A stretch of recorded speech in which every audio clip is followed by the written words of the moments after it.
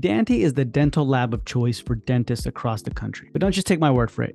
Hear from the dentists themselves. Dr. Smith from California recently switched to Dandy and has been thrilled with the results. He notes that Dandy's streamlined workflow and personalized solutions have helped him save time and money while providing exceptional restorations for his patients. Dr. Jones, a dentist from New York, agrees, stating that Dandy's communication and quality control measures have exceeded his expectations. And other dentists have praised Dandy for their use of the latest technology, including digital impressions and 3D printing, to deliver precise and high-quality restorations in record time. So, ask yourself, are you tired of the traditional dental lab experience, filled with slow turnaround times, inconsistent quality, the back and forth, and poor communication? Then it's time to upgrade your dental lab experience with Dandy. This innovative dental lab offers a modern approach to dental restorations, utilizing cutting-edge technology and a dedicated team of experts to provide you with high-quality results in record time. With Dandy, you'll enjoy a seamless workflow,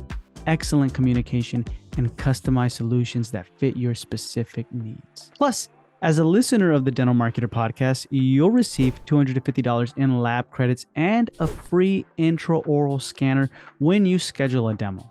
So don't miss this opportunity to elevate your dental practice with Dandy. Click the link below and check out what more practice owners and dentists are saying about Dandy. And also, go get started with Dandy today. All right, it's time to talk with our featured guest, Dr. Angelica Seto. Angelica, how's it going? I'm doing well. How are you? I'm doing pretty good. Thanks for asking. If you don't mind me asking, where are you located? My practice is located in Denver, Colorado. Oh man, how is it like that right now? Oh, it's pretty cold, but it was nice to escape the winter of last week on vacation. It Where, dropped down to -4 degrees while we were gone. so is it snowing right now over there? It's not snowing right now, but we do get snow on and off again during the winter months. Hey, real quick, how long have you been open for your practice? Oh, this practice I opened in August of 2020. Oh, okay. So it's been a while because I was like, I thought for some reason you might have just opened and you took a vacation. I'm like, man, you're doing fantastic. Oh, You get it. You get life. Like, where'd you go on vacation? we went to Hawaii. Nice. Then what'd you guys do over there? We went to the Disney resort called Alani in Oahu, and we spent time with our daughter, who's 15 months old. Her name's Nora, and my in-laws, my brother-in-law. So it was just a nice family vacation. How was that opening up a practice and then having a child?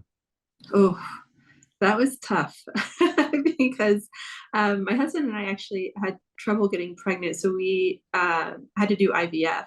Mhm. So when I was building my practice, I was going through egg retrieval and all the hormone injections. So that was wild, just trying to um, stay somewhat normal while building a practice and being on all those hormones. Yeah. Did you ever feel like maybe I'm gonna take a pause right now with one or the other? You know what I mean? Or no? So actually, I owned two practices. I purchased a practice I had been working at since July or June of 2019, and I purchased that practice in January of 2020. So I was running two practices, and then the shutdown happened. I was trying to get pregnant, and it was too much. I just hit a breaking point in oof, December of 2021. I had just had my daughter. I had a pretty traumatic delivery, and I couldn't do it anymore. And so I sold my practice within 24 hours, my second practice. Um, and life has been good since. It's all about balance. Yeah. No, yeah. What Yeah. can we dive into that a little bit? Like what so you had two practices and Mhm. you just sold one or you sold both of them? I sold one. The second one. Why'd you sell that one? I acquired that practice.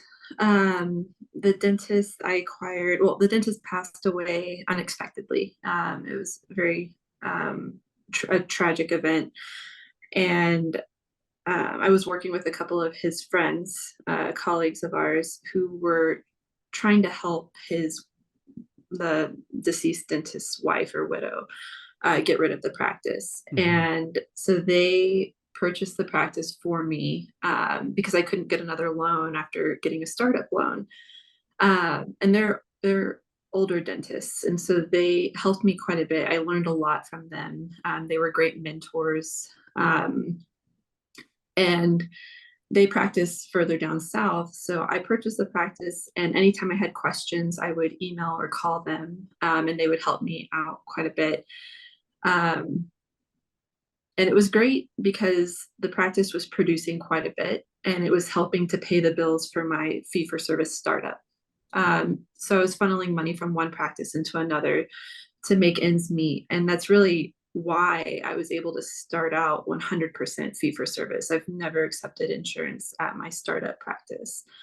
And it was because I was fortunate enough to have met these people who helped me purchase a secondary practice while I was building, and who taught me quite a bit about the business of dentistry and some clinical and gave me quite a few clinical tips as well, because I was a fairly new dentist, and owning two practices at once was a lot to bite off so soon.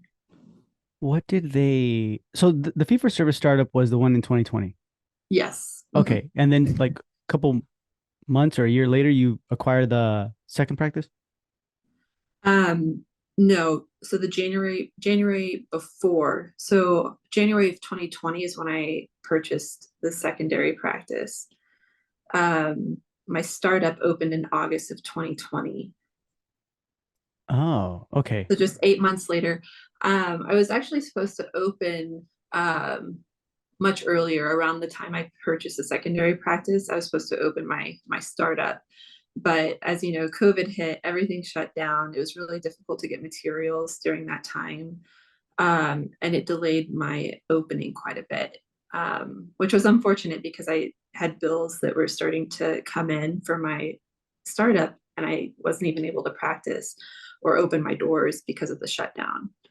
Uh, Mhm.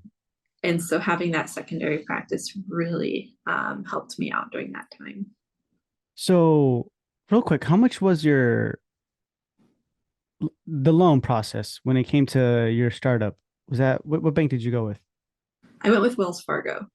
Okay, how much was the loan for? Um, it was for 500. 500. Okay. What was the terms on that? Do you remember? I had to start, and so that was I had to start paying. Um, there was a certain time after construction started that I had to start paying that loan back, and because of COVID, that time was longer than I was planning for it to be, and that's why I had to start paying the loan back early. Gotcha. Okay. So Yeah. 500.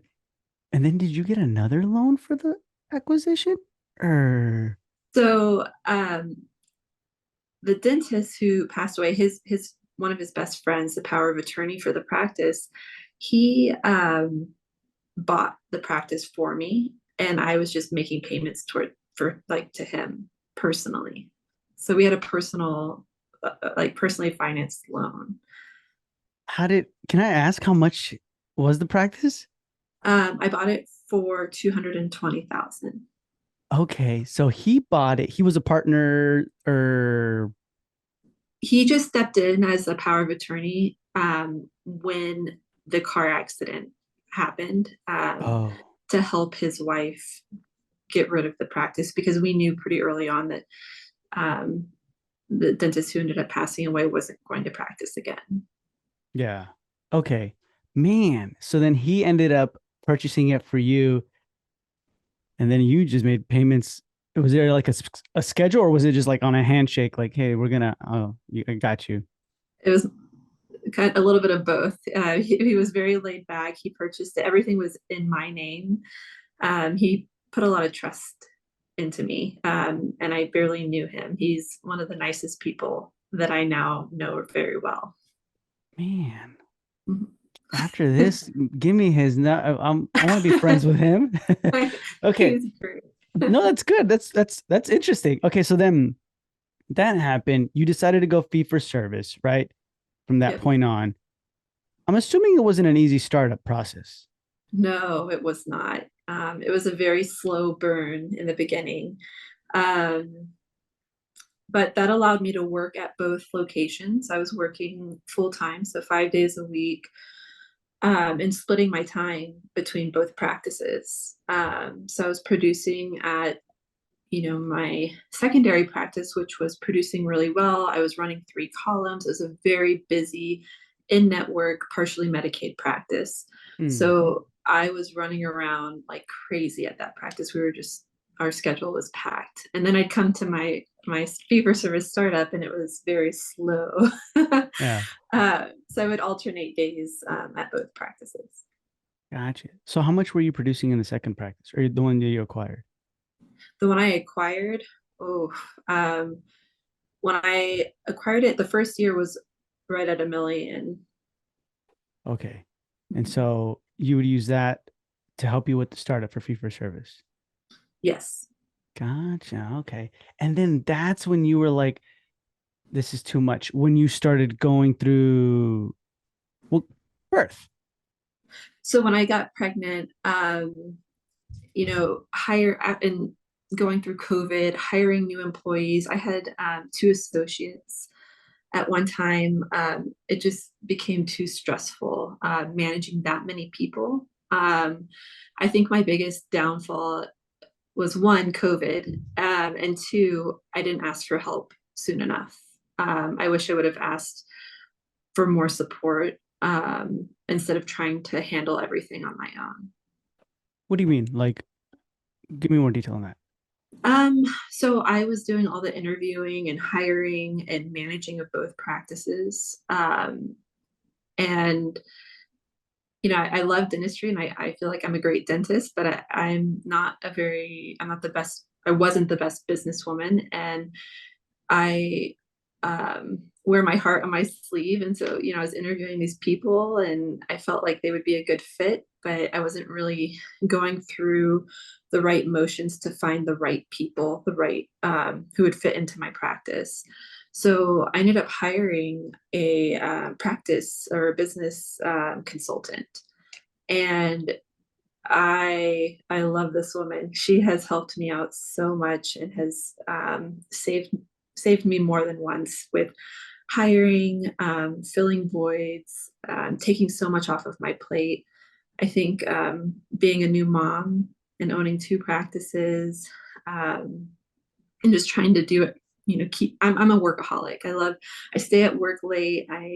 I'm going to the practices over the weekends, and it was too much. I was burning the candle at both ends. Mm. And so when Amy, my business consultant, came into the picture, she really took so much off my plate. I didn't meet any candidates for any job position until they had gone through Amy first, and she vetted them and she would have them take a personality test. And I thought that was really cool. She would do a disc assessment with every candidate and see if they would mesh with me and with other members of my team before even introducing them to me or anyone else on the team. Mm. And that saved a lot of time and heartache for me. Yeah, yeah, yeah, definitely. Well, who's the business consultant? Her name's Amy Murray. She works for the Dental Practice Management Agency. They have a very long name. I know, yeah. Dental practice management agency. Why do you think you didn't ask for help at the beginning? Like, is it because like you just didn't know what you didn't know, or more like it's my babies? Like, I want to. I think it was more, personally, I wanted to do it all and say that I did it myself. I'm a hard worker. I worked 2 jobs when I was in undergrad. I babysat when I was in dental school, and I've always been a hard worker. And so I felt like I should be able to make this work on my own. I think the reason I waited so long was because business consultants aren't cheap. And I felt bad spending so much money, spending all the money for a startup, all the equipment I was purchasing and materials. I was money was dwindling. And so I was like, oh, I don't have any money to put towards a business consultant.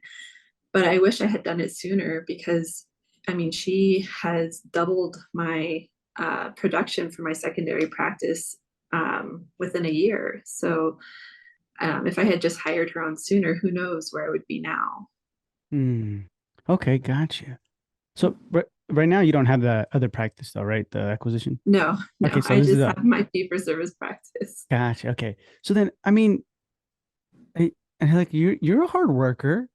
We know you're a hard worker. So where did that come from to want to say like, hey, I did it all?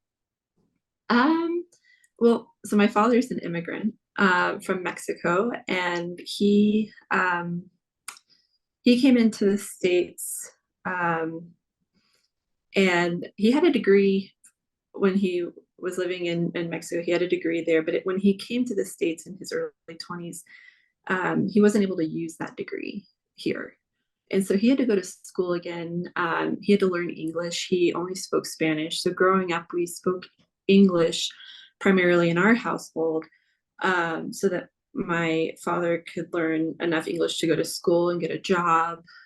He worked as a cook in a kitchen while going to school and eventually became an optical engineer. And he has, I think, 3 patents under his name now. And he has just accomplished so much and started out with nothing to his name, no money. He didn't speak English when he came here.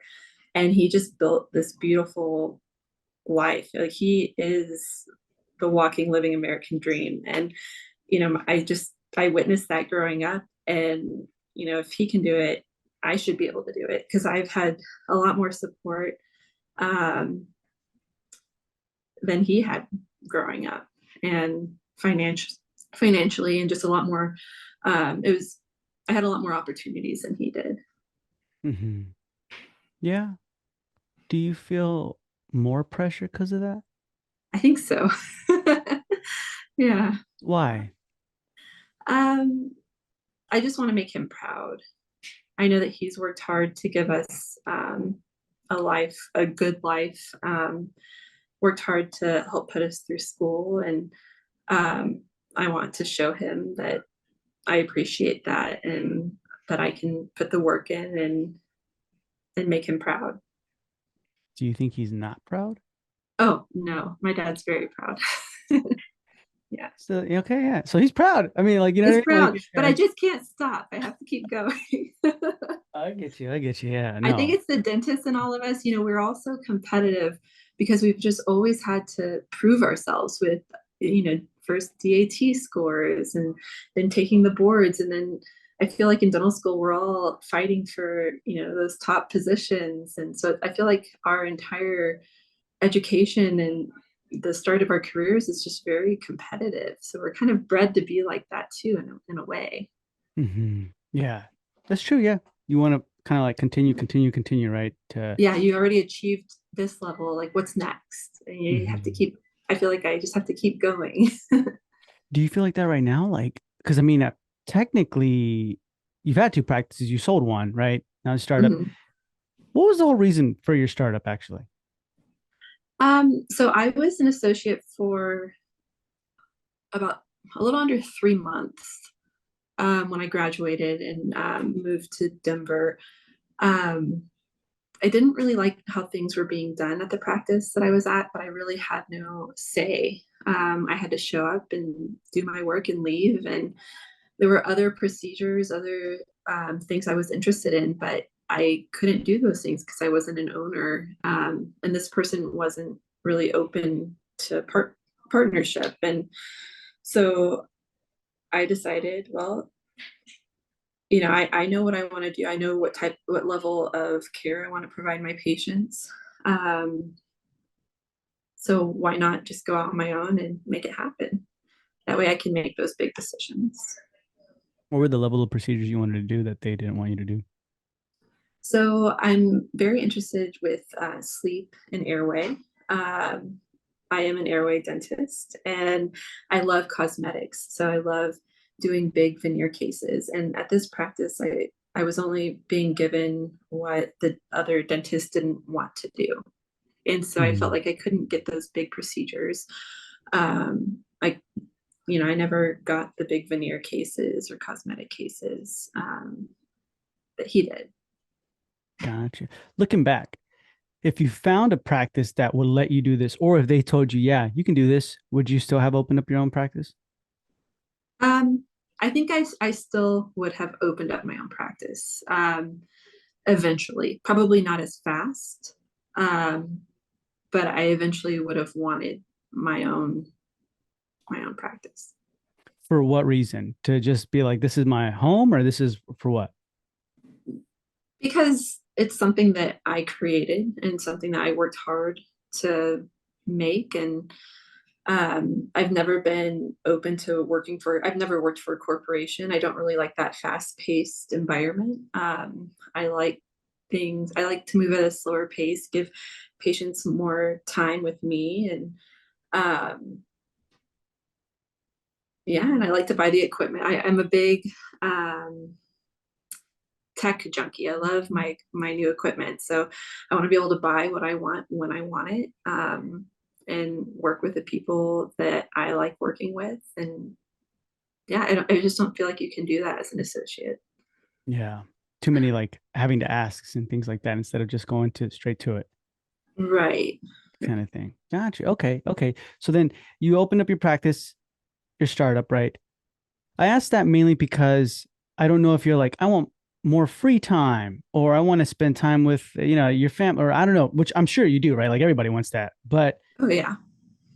do you feel what are some things that have come unexpectedly for you in the startup process where you're like, oh man, like I miss just that paycheck and then going home and then that's it kind of thing? um. Oh gosh. I mean, right now I have an amazing team. Like like I truly feel like they're my family. Like we all work together really well and would do anything for each other. But it took a long time to get there. Um, and I definitely had some team members in the past who made me just want to quit dentistry altogether, just like Really? get rid of everything.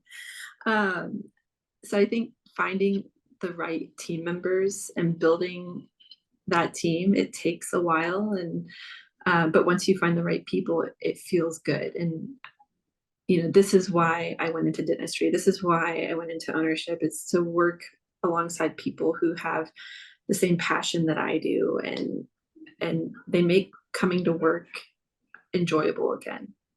Yeah. What were those team members doing or why did they make you want to give up? They would either no call, no show. Oh, really?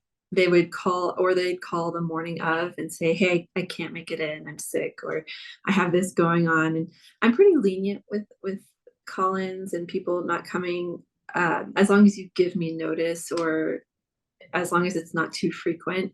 But this was happening very frequently, um, and so a lot of time I bought an isolite because I had to be prepared to work by myself, and it was very stressful turning rooms over, breaking out the isolite and just being in the room one on one with the patient, and having to, if I forgot something, I'd have to run out of the operatory. It was just chaotic. Um, but it was difficult to find people. And I know that a lot of my colleagues are still struggling with that. Um, and it's stressful. So I think managing people and hiring employees is probably one of the hardest things for me right now. Well, Mhm. was one of the hardest things for me. How do you wish you would have dealt with it sooner? Even with the fear of like, oh my God, I can't find people, but I wish I would have, because it was difficult to find employees. So I felt like I let a lot of things go. hmm, I wish I would have been more, I hate to use the word stern, but I wish I would have, maybe a better word would be, I wish I would have set boundaries, better boundaries earlier on.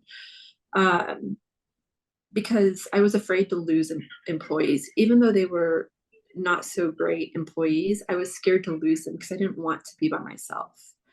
And so I felt like I was bending over backwards to keep these people happy, just so that I would have somebody helping me in the practice.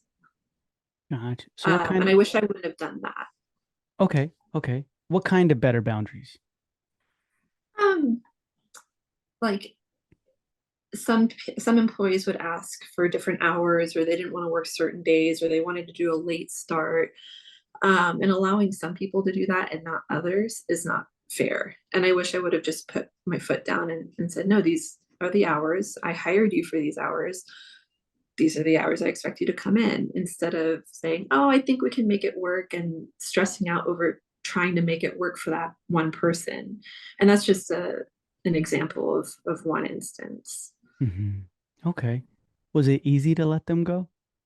Oh, um, the first time I had to let someone go, I was sweating, my heart was racing. It was really difficult. But after, being an owner of two practices and going through COVID and the high turnover rate, it has gotten easier to let people go who don't no longer serve a purpose in my office or in my life. And I don't do it often anymore. I mean, I haven't let someone go in a very long time. Um, but when I do it, I know that I'm doing it for the betterment of the team. You don't want to keep somebody on who is the cancer of the practice, right? And bring everyone else down. Also, you don't want to keep around somebody who is making you miserable. Then you're bringing that home to your family, and family is so important to me. Um, and so I wanted to make sure that my workplace is a happy place, and I left happy. And that way I'm not coming home and bringing all the negative feelings home with me, because that's not fair to my family.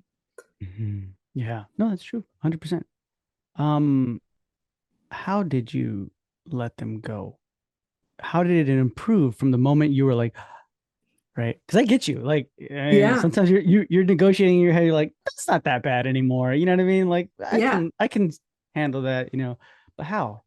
The best advice someone gave me was you bring the person in, and the first thing that comes out of my mouth is, I'm letting you go for these reasons. And then you list those reasons. But you don't beat around like I used to just beat around the bush a little bit in the beginning, and it made things a little awkward. But I've found that if I'm letting you go and hear the reasons is the first thing out of my mouth, then they know already. Um, and you give the reasons, and it sets the tone. You keep it short. So there's a beginning, middle, and end, and you don't, um, what's the word? You don't dilly dally, Hmm. just very straight and to the point. That's what they want. They don't want to sit around and listen to how they were so great, but you have to let them go. And that sort of mess, just, I have to let you go. These are the reasons why. Ah, okay. That takes some, you know what I mean? Like some guts right there to to just be like, I'm gonna let you go, and here's why. Because in my mind, hell, if you were to tell me that, you're like, hey, I need you to do this, Michael, and I'm like, okay, but what if they get angry and they don't even let me have my time to explain why? You know what I mean? They're just like, what? If I just tell them immediately, was that any of your fears or no? Oh yeah. Um, and I was just prepared if things got emotional. I was just prepared to, or if there was any arguing, then I was just prepared to say, this conversation is over. If you have any additional questions, you can email me at my email address. But I need the keys and your sensors, and I'll walk you out. We'll gather your things and I'll walk you out. Was there ever any arguing or angriness or no? Or um, Really, no. Um, just keeping it short and being very straightforward has been helpful. It doesn't really give time for people to get emotional. The only negative thing I've had happen was, after the fact, after they were able to think about it, I got some um, mean messages from one person, but that's about it. oh, okay. Like text messages, you mean? Yeah. Oh, Mhm. okay, got you. Yeah. After that, after the fact that If it's a text message, I'm like, I don't care. You know what I mean? Like, Yeah, it was, yeah, all said and as long done. as you're not, no wonder I let you go, kind of thing, right? You know. Yeah, And it's just kind of okay, so I like that. So if you could real quick break it down for me, what's the beginning, middle, and end of this process for you? so the beginning is I'm going to let you go. The middle is these are the reasons why. And typically when I let somebody go, there have already been write-ups filed. And so I'll have those write-ups on the desk. And then um, after I give them the reasons, I ask them, what questions do you have? Typically, they don't have any questions. And then I ask them, so that's all the middle. The end is, okay, I need your keys, your sensor. Let's walk through the office and gather your things, and I'll walk you out the back door. And that's the end. I like that. Okay, Yeah, nice. Awesome. So would it be okay right now if we kind of dived into your startup a little bit, the business side of it? sure. Okay. So you said the build out was, or how much your loan was 500, right? Yep. Mhm. Okay. And then how much was your build out? Oh, so my build out, it's hard. I don't really have like the complete breakdown. It's been a little bit, but I think my build out was around 380 or so. Okay. 380. How Mhm. was that process? Was it pretty smooth, not so smooth, really hard? Um, my contractor was great, but we had done all the planning for my build out in 2019. We had all the permits in place, and then COVID hit. My contractor was pretty busy because he's a popular contractor in this area.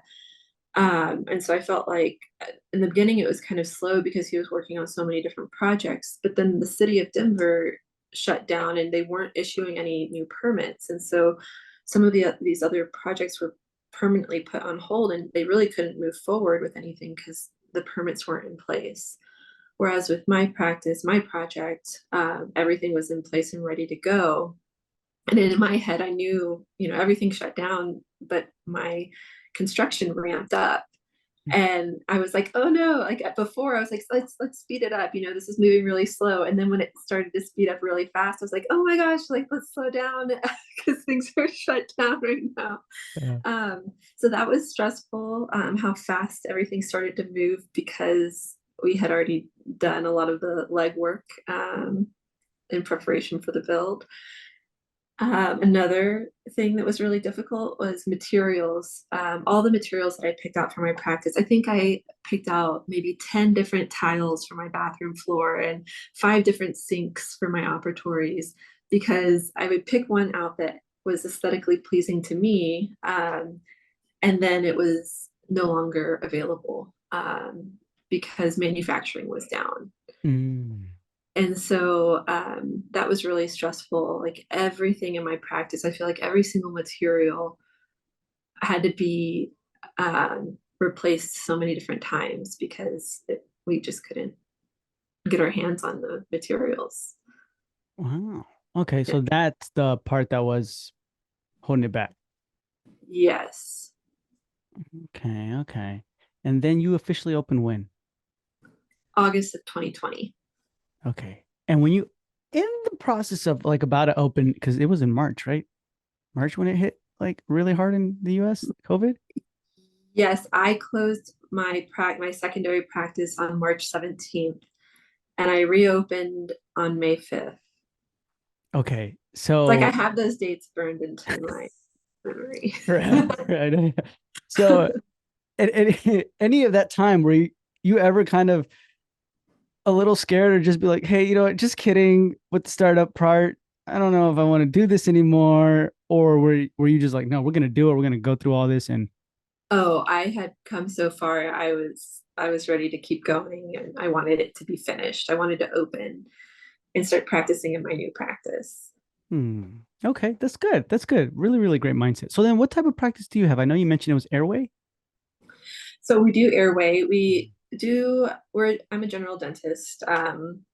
So we do a lot of your basic restorations. Um, but my team and I really love working on cosmetic cases and airway. Okay, cool. That's My nice. hygienist is a myofunctional therapist as well. Oh, really? On purpose? That's what you were Oh looking for yeah. on purpose? Well, she came in as a hygienist and she had a passion for airway and wanted to learn more. So I sent her to finish training airway training, an airway training course. So she became certified as a myofunctional therapist. Nice. That's really nice. Okay, so then how many employees do you have? I have, not including myself, 4 employees. Okay. And then they are the roles? I have an office manager.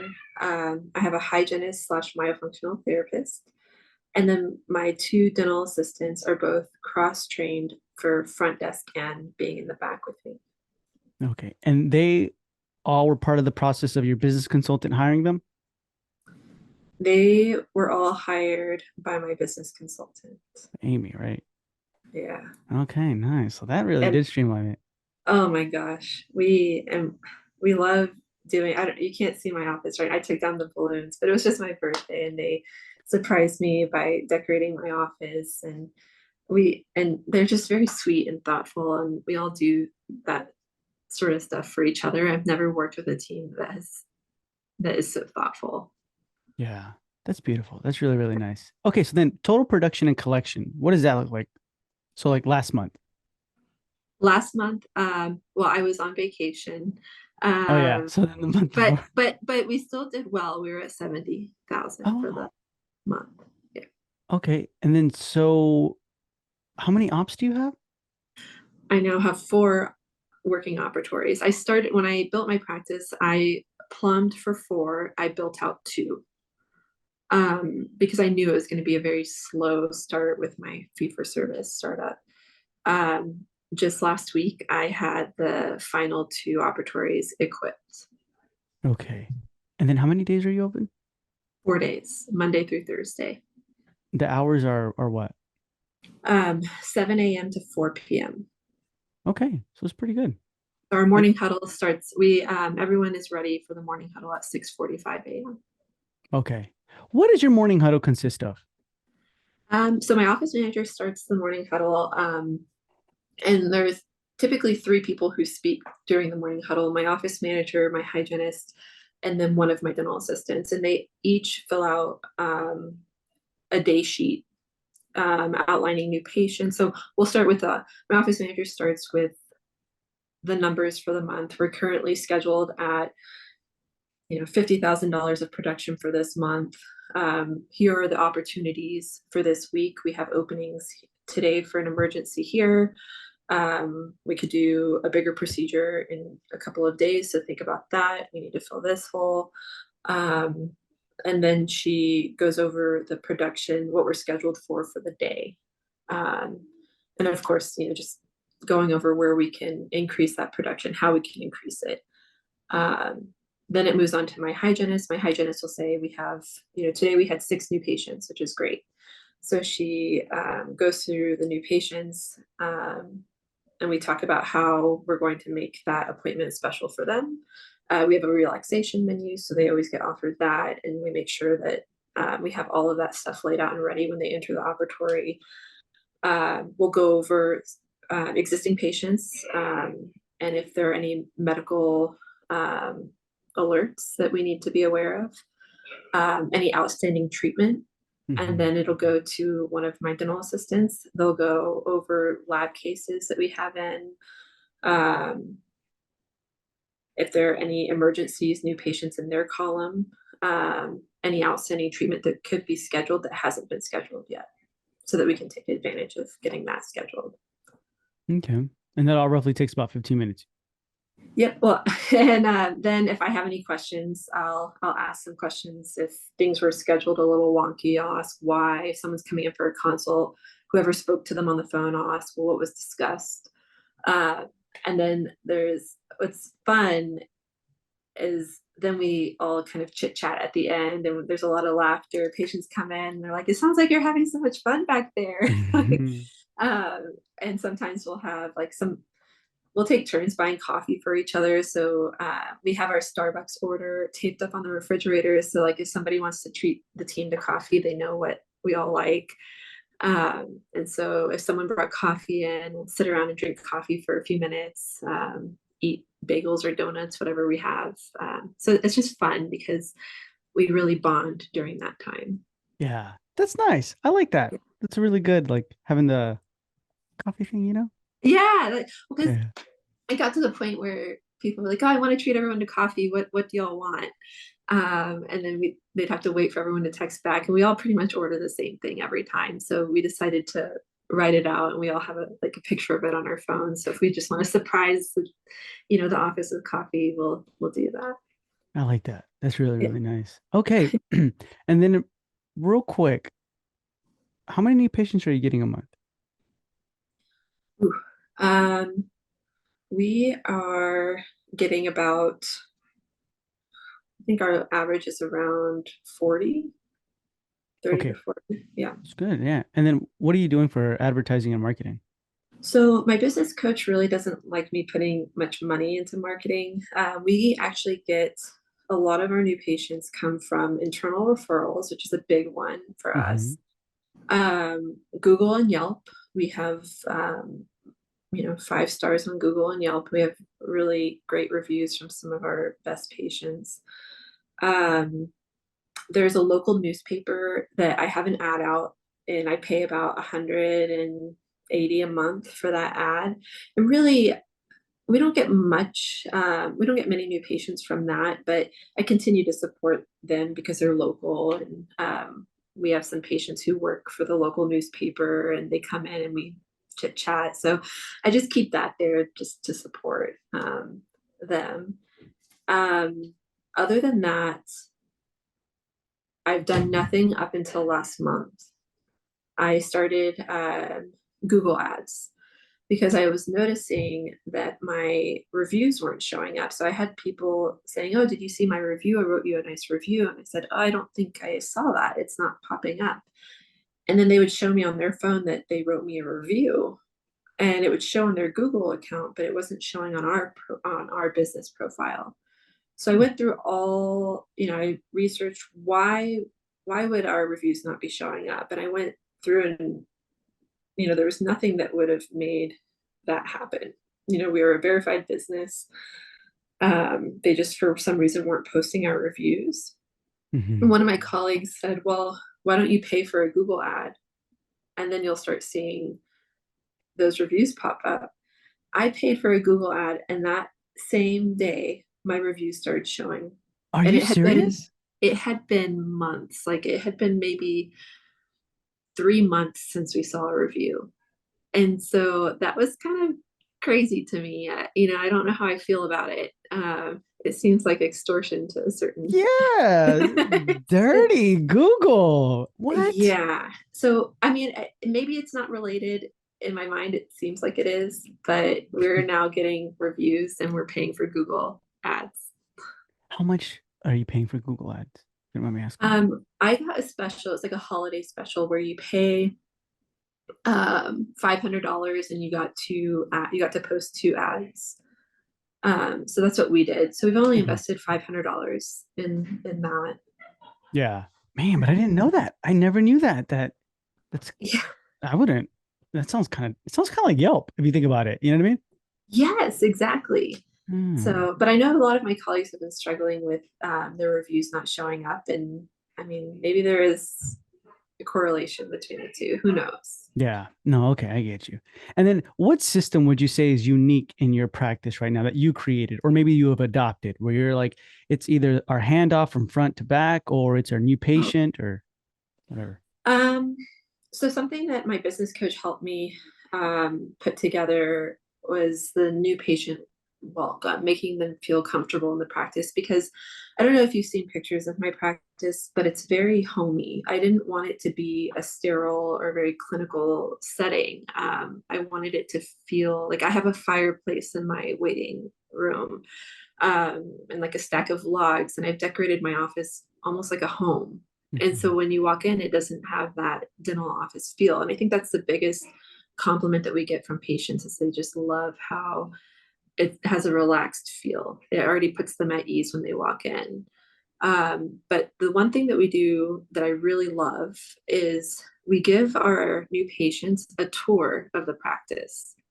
So when Ramiza, my hygienist, or Margarita or Gatia, my dental assistants, bring a patient back, as they're walking them back, they'll say, well, here's our restroom, and they'll show them the restroom. And this is our really cool CBCT. It takes a 3D image of your face, and Dr. Seto will go into more detail on that here in a sec, but we'll be returning to this room to take an image later. Here is our sterilization room. And as they're walking them back, I have a very open concept design, but everything is very clean looking, very aesthetically pleasing. And so it's just nice as they're walking them back to show them where everything is. And then they walk them into the operatory. And now the patient knows, like, if I have to use the restroom, I don't have to ask anyone. I know where it is. It makes them more comfortable. Like that. You give them like an office tour. They make them, hey, here's the rest of your home kind of thing. Yeah, you know what I mean? exactly. Yeah. I like that. Like, Okay. you can place your things on this stand here, and you can hang your coat here, and let me take your purse for you. And they'll hang that up for them. And they've already looked at our relaxation menu. And so we'll have, if they want essential oils, an eye mask. We have Disney Plus. We have TVs mounted above all the chairs, and we have Disney Plus on the screens. And so we'll ask them if they want to watch something specific. We have noise canceling headphones. So yeah, we just try to make them feel comfortable. Yeah. I mean, nice. How cool would it be like to be the first Disney sponsored practice? It's my dream. It's everything I've ever wanted. Okay, cool. So then one of the last questions I want to ask you is, throughout this process, I guess from the moment you sold your second practice, or your first one, your acquisition, to now, today, what's been some of your biggest struggle or fail or pitfall? Since selling my second practice, Mm-hmm.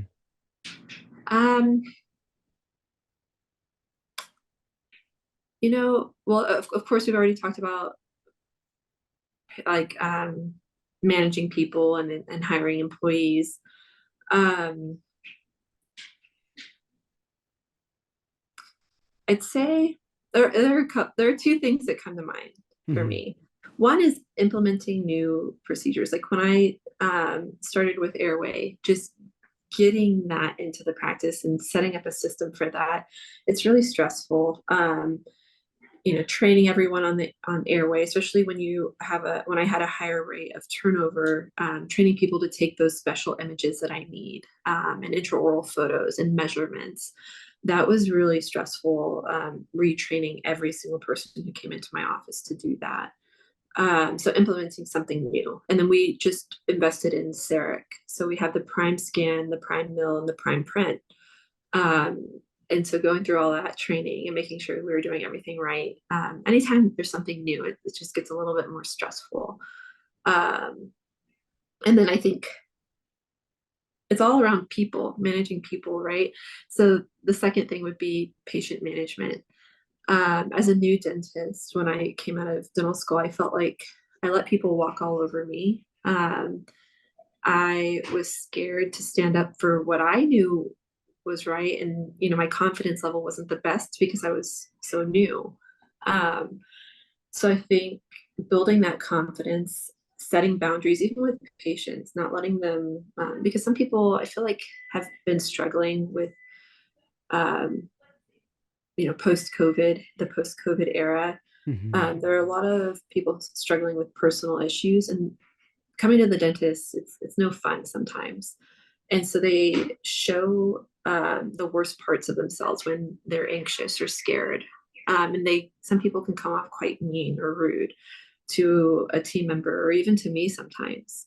And not letting that happen, standing up for myself, that has been the biggest struggle, but something that I've really mastered the past couple of years is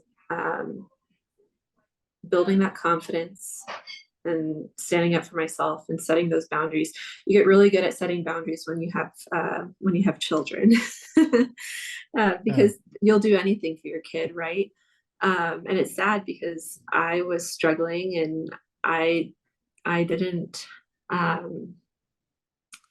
I didn't treat myself very nicely. The things I was saying to myself weren't very good. And so I actually started going to therapy after around the time I sold my practice because I needed help. I was struggling personally, and going to a therapist, she really helped me to set those boundaries. And she said, you wouldn't treat your kid this way. You're beating yourself up over something a patient told you or something negative a patient said about you.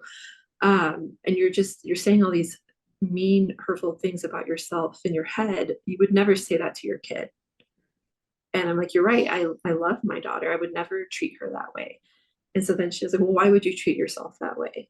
And I just sat back. I was like, you're right. I need to be nicer to myself. I need to have more grace. I need to set boundaries and don't let people get you down. I mean, you do dentistry for a reason. You went to dental school for a reason. You're highly qualified. You know what's best in the dental realm. So, stand up for yourself a little bit. Mm-hmm. Do you feel like you kind of slip back into that sometimes? Um, Very rarely now. But when I first started out, oh yeah, yeah. Someone would make a comment like, "Oh, you're taking so long on this filling." And I'm like, "Oh my gosh, did another dentist do it like so much faster than I did? Was it more comfortable? Like, am I a bad dentist?" Yeah. And I would just go into a downward spiral. Um, but I don't let myself do that anymore. Yeah. No, I get you 100%. I remember one person told us, like, if you get on a train, right, to a destination, and then you realize, like, the intercom guy or whatever is like, we're going here. And you're like, crap, I'm supposed to be on the other train, right? Would you just say, I'm going to go all the way to the very end of this destination, get there, and then get off? Or what would you do? I'm just I asking, like, would what would you do? change, yeah, I would change directions and reroute myself. Right? Like on the next exit, wherever Uh-huh. it's, I'm get off, get on, right? Yep. Same thing with train of thought. Like as soon as you feel like you're getting on that negative thought process, get off, right? Like change that. Just cut it off immediately. And we have the power to do that with our thoughts, but sometimes I don't know what it is where we're just like, well, let's just see where this goes in my mind. You know what I mean? If I keep going down this way, which it doesn't make sense in real life if we did that. No. So why do we do that with our mind, right? So he's like, get off on the next. I thought that was interesting. That is really Yeah, interesting. yeah, yeah. So yeah. Anyways, Angelica, thank you so much for being with us. It's been a pleasure. But before we say goodbye, can you tell our listeners where they can find you? Yes. So you can find me at pseudofamilydentistry.com. My practice is in Denver, Colorado. We have a Facebook and Instagram page. My dental assistant just created a TikTok as well, all under Pseudo Family Dentistry. Nice. Okay, so that's all going to be in the show notes below, guys. And Yeah. Angelica, thank you so much for being with us. It's been a pleasure, and we'll hear from you soon. Thank you so much. Have a great day.